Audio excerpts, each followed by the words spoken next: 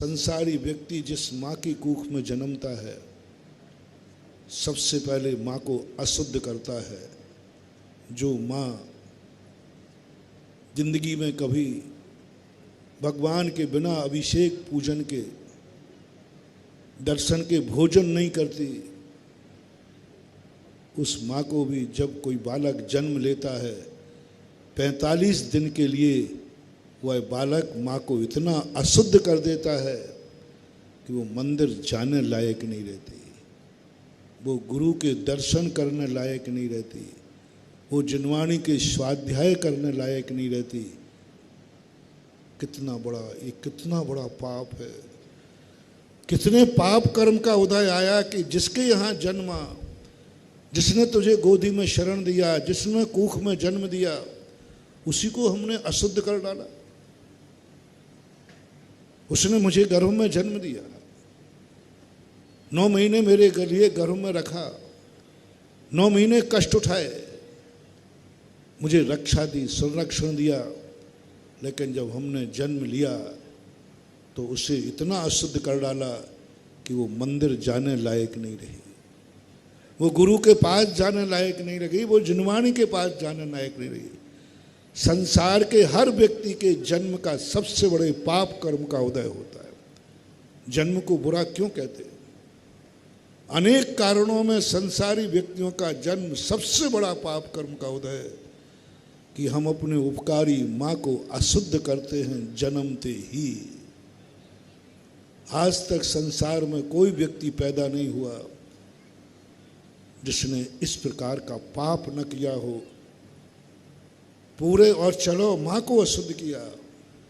जिस घर में जन्म लेते हो उस घर में 10 दिन के लिए क्या हो जाता है? पूरे घर को अशुद्ध कर दिया। पूरा घर तुम्हें शरण दे रहा है, पूरा घर तुम्हें संरक्षण दे रहा है, तुमने उसी को अशुद्ध कर डाला 10 दिन के लिए। चलो उनको अशुद्ध किया, तू स्वयं इतना अशुद्ध पैदा हुआ कि जन्मते ही कोई तुझे छू नहीं सकता, छूता नहीं। जन्मते ही बालक को कौन छूता है? कुछ निम्न प्रकार की दाई होती है, नर्स होती है। सभी नर्सें नहीं छूती जन्म के समय, कुछ क्वालिटी उनकी कोई नहीं छू रहा है। इतना अपावन है तू, इतना अशुद्ध है तू। माँ भी नहीं छू रही, परिवार के लोग नहीं छू रहे। कोई निम्न जाति की दाई आएगी, कोई अलग जाति की दाई आएगी, वो छुएगी, और वो छूते ही उसको भी स्नान करना पड़ेगा। छूने के बाद वो इतनी अशुद्ध हो जाती है कि भली वो किसी भी जाति की हो, लेकिन बच्चे का दाय कर्म करने के बाद, जात कर्म करने के बाद वो स्नान करता है। यानी सब कुछ हमारी जिंदगी में अशुद्ध ही अशुद्ध हो रहा है। हमने बड़े होकर के जब भोजन किया, दूध पिया, वो भी सब मलमूत्र मांस बन गया, शुद्ध कुछ हुआ ही नहीं। और जो जो हमारी जिंदगी में आया वो सब अशुद्ध होते गए। जल हमारी जिंदगी में आया, नहाया, वो गंदा हो गया। समझो आज एक बहुत बड़ी क्रिया है। क्या भावना भाई थी इस आत्मा ने 10 भाव से कि हे भगवान इस पाप से मुझे मुक्ति दो,